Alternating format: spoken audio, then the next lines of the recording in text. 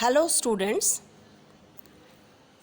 आज हम BSc part third के लिए ऑर्गेनिक केमिस्ट्री पेपर 2 की सिलेबस को डिस्कस करेंगे और इस सिलेबस में हम देखेंगे कि यूनिट 1, 2 और 3 में ये पूरा सिलेबस डिवाइडेड है। सबसे पहली यूनिट 1 जो है उसमें दो पार्ट हैं, एनएमआर स्पेक्ट्रोस्कोपी और दूसरा भाग ऑर्गेनोमेटेलिक कंपाउंड्स का है।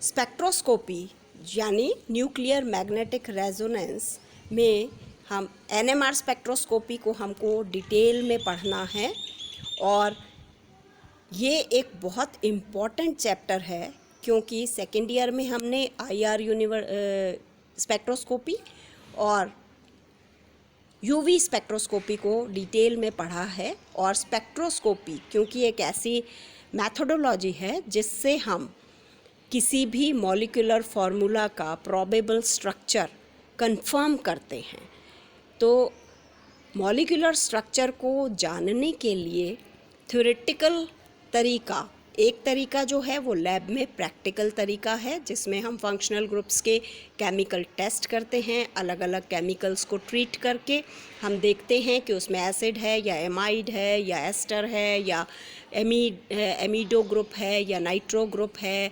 ये सारी जो रिएक्शंस हैं उनके थ्रू हम कंफर्म करते हैं कि जो भी हमारा कंपाउंड है उसमें कौन सा फंक्शनल ग्रुप है और वो कंपाउंड किसको बिलोंग करता है। उसके अलावा जब हमारे पास केमिकल्स नहीं है या हम लैब में नहीं हैं, तब हम एक छोटे इंस्ट्रूमेंट जिसको हम स्पेक्ट्रोफोटोमीटर कहते हैं, स्पेक्ट्रोमीट्री या स्पेक्ट्रोस्कोपी के द्वारा जो ग्राफ हमको मिलता है उस ग्राफ का हम इंटरप्रिटेशन करते हैं और एनालिसिस करते हैं और उस ग्राफ के आधार पर हम मॉलिक्यूल का स्ट्रक्चर पता करते हैं। तो ये एक सबसे इम्पॉर्टेंट चैप्टर है जो हमें स्टार्ट करना है। उसके बाद हम एक बार सिलेबस में देखते हैं सेकंड यूनिट जो है, इसी का जो सेकंड पार्ट है इस फर्स्ट यूनिट का, वो ऑर्गेनोमेटेलिक कंपाउंड्स है। जैसा नाम से हम देख रहे हैं ऑर्गेनोमेटेलिक कंपाउंड्स यानी मेटल के ऊपर लगे हुए ऑर्गेनिक पार्ट्स अगर बड़े हैं और मैक्रो मॉलिक्यूल बन रहा है और उसमें कोई भी एक मेटल एटम है, तो ऐसा कंपाउंड जो है वो ऑर्गेनोमेटेलिक कहलाता है। और ये छोटा सा एग्जाम्पल हम देख सकते हैं ग्रिग्नार्ड रिएजेंट। ये वेल नोन एक रिएजेंट है जिसे हम पढ़ते हुए आए हैं। ये मैग्नीशियम का ऑर्गेनिक कंपाउंड है और मैग्नीशियम मेटल के ऊपर बाकी जो पोर्शन है वो ऑर्गेनिक मॉलिक्यूल का पार्ट होता है और इसका फॉर्मेशन, इसके स्ट्रक्चर, इनकी रिएक्शंस जो कि सिंथेसिस में बहुत इम्पॉर्टेंट हैं, उनमें हमको ऑर्गेनोजिंक और ऑर्गेनोलिथियम के भी कंपाउंड्स और उनकी एप्लीकेशंस को हम इसमें देखेंगे।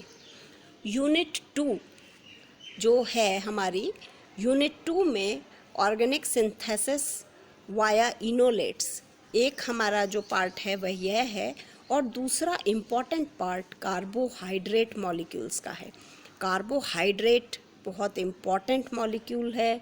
फिर हम देखें तो कार्बोहाइड्रेट्स में हमें स्ट्रक्चर्स देखने हैं, जो मोनोसैकेराइड्स हैं, जो डाइसैकेराइड्स हैं और जो पॉलीसैकेराइड्स हैं, उन सब के स्ट्रक्चर, उनकी केमिकल रिएक्शंस, ये सारा पार्ट हमको इसमें देखना है। और ये बहुत इम्पॉर्टेंट एक चैप्टर है जिसमें से बहुत बड़े क्वेश्चंस बनते हैं, जैसे स्पेक्ट्रोस्कोपी में से बनते हैं, और ग्लूकोज और मैनोज और उनसे बने हुए डाइसैकेराइड्स यानी स्यूक्रोज, और फिर इसी तरह से माल्टोज और गैलेक्टोज।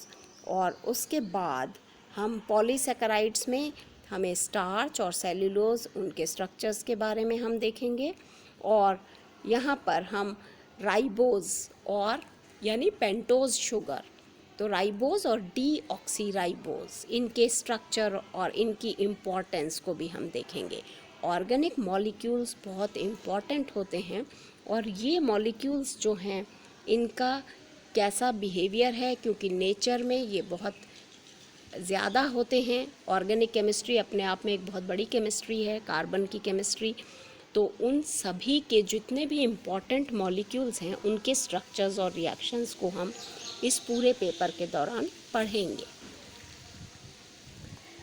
इसी का सी पार्ट जो है वो प्रोटीन्स के बारे में है। जो बायोलॉजी के स्टूडेंट्स हैं उन्होंने प्रोटीन्स को और दूसरे पेपर्स में भी पढ़ा होगा, जूलॉजी में और बॉटनी में। यहाँ पर हम उनका केमिकल एस्पेक्ट इम्पॉर्टेंटली पढ़ेंगे, जिसमें हम उनका क्लासिफिकेशन, स्ट्रक्चर, स्टीरियोकेमिस्ट्री और जो रिएक्शंस हैं और उनकी जो प्रॉपर्टीज़ हैं और जो उनके कैरेक्टरिस्टिक्स हैं उन सब को हम यहाँ पर डिस्कस करेंगे। तो एमिनो एसिड्स, उनसे बनने वाले पेप्टाइड बॉन्ड्स, पेप्टाइड्स, और फिर उससे और बड़ा मॉलिक्यूल यानी प्रोटीन्स, और उनसे फिर आगे न्यूक्लिक एसिड्स यानी डीएनए और आरएनए की जो संरचना होती है वो क्या होती है, ये पूरी डिटेल हम केमिकल एस्पेक्ट को सामने रखते हुए पढ़ेंगे। और उनके क्लासिफिकेशंस, उनके नॉमेनक्लेचर्स, उनके सिंथेसिस, उनके स्ट्रक्चर्स, उनकी रिएक्शंस, ये पूरा हमारा एक बहुत इम्पॉर्टेंट टॉपिक है जिसे हमें डिटेल में यहाँ पर पढ़ना है। यूनिट 3 अपने आप में फिर से बहुत इम्पॉर्टेंट पॉइंट्स को लेते हुए है। इसमें ए पार्ट जो है वो पॉलीमर्स का है, सिंथेटिक पॉलीमर्स, ये आप लोगों ने 12th में पढ़ा है। सिंथेटिक डाइज है दूसरा हमारा पॉइंट, और तीसरा पॉइंट्स है fats, oils and detergents. Fats and oils and detergents को भी सिम्बॉलिकली आप थोड़ा सा इंट्रोडक्टरी 12th में पढ़ा हुआ है आपने। यहाँ पर जो पॉलीमर्स हैं उनके लिए हमें chain growth polymerization, free radical polymerization यानी मैकेनिज्म पार्ट को हमको यहाँ पर डिटेल में पढ़ना है। तो मैकेनिज्म क्या है, चेन मैकेनिज्म क्या है पॉलीमर बनने की, ज़ीग्लर नाटा पॉलीमराइजेशन और वाइनल पॉलीमर्स, कंडेंसेशन यानी इनकी जो रिएक्शंस हैं ये कैसे बनते हैं, इनकी सिंथेसिस, इनकी properties, importantly polyesters, polyamides, formaldehyde resins, urea formaldehyde resins, epoxy resins. तो इस तरह के जो नेचुरल और सिंथेटिक रबर्स जो बहुत इम्पॉर्टेंट पॉलीमर्स हैं उनके बारे में हमें डिटेल में इसमें अध्ययन करना है। सिंथेटिक डाइज में हमें कुछ डाई जो है उसका मेन कलर का जो कॉन्सेप्ट है, यानी कोई भी मॉलिक्यूल डाई क्यों होता है ये हमें यहाँ पर पढ़ना है। कॉन्स्टिट्यूशन यानी मॉलिक्यूलर स्ट्रक्चर, उसमें क्या क्या ज़रूरी बातें हैं उनको हमको यहाँ समझना है। क्लासिफिकेशन ऑफ डाइज, हम कैसे क्लासिफाई करते हैं, उसके क्या क्या मेथड्स हैं, और उसके बाद कुछ इम्पॉर्टेंट डाइज जिनके केमिकल स्ट्रक्चर्स और उनकी applications, methyl orange, Congo red, malachite green, crystal violet, phenolphthalein, fluorescein, alizarin and indigo. ये कुछ ऐसी डाइज हैं जिनके हमको केमिकल स्ट्रक्चर्स पता होने चाहिए, इनकी जो रिएक्शंस हैं, ये जो कंपाउंड्स हैं या इनमें कलरिंग मैटर कौन सा है, इनका कौन सा पार्ट उसको डाई बनाता है, इनकी रिएक्शंस कैसी होती हैं, क्लासिफिकेशन क्या होता है। ये बहुत इंटरेस्टिंग और बहुत इम्पॉर्टेंट चैप्टर है क्योंकि इसकी बहुत एप्लीकेशंस होती हैं। Fats, oils and detergent again हमारा पढ़ा हुआ चैप्टर है 12th में, हम उसे रिवाइज़ कर सकते हैं।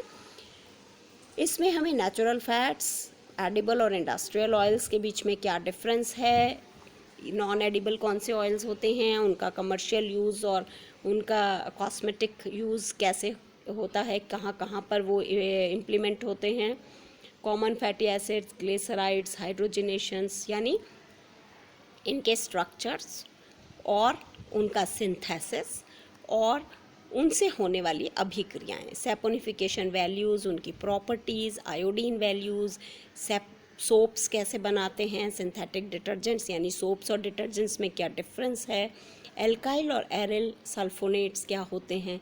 तो ये सभी कुछ हमारे लिए बहुत इम्पॉर्टेंट है जो हम 3rd ईयर में जाकर पढ़ने वाले हैं, क्योंकि ये natural as well as industrial chemistry का एक बेस है और इंट्रोडक्शन हमें देता है, क्योंकि जो ऑर्गेनिक केमिस्ट्री के मॉलिक्यूल्स हैं ये बहुत एप्लीकेशंस रखते हैं और ये सभी एप्लीकेशंस बहुत इम्पॉर्टेंट हैं जिनका हम अपने डे टू डे लाइफ में उपयोग करते हैं और पूरा ये हमारे लिए अत्यंत उपयोगी सामग्री इससे निर्मित होती है। तो हमारे लिए बहुत स्कोप्स भी खुलते हैं जब हम इसका इंटरेस्ट से हम इसमें इसका अध्ययन करते हैं, तो हम ये पाते हैं कि अगर हम इनकी मैन्युफैक्चरिंग में जाएं या हम इनकी डीलिंग में जाएं या हम इनके एस्पेक्ट्स को समझें तो हम इसमें कई तरह के इंडिपेंडेंट वर्क्स भी कर सकते हैं। ये सबको जानते हुए हम इंटरेस्ट से अपना 3rd ईयर का ऑर्गेनिक केमिस्ट्री का सिलेबस स्टार्ट करेंगे, पहले chapter nuclear magnetic resonance spectroscopy से। Thank you.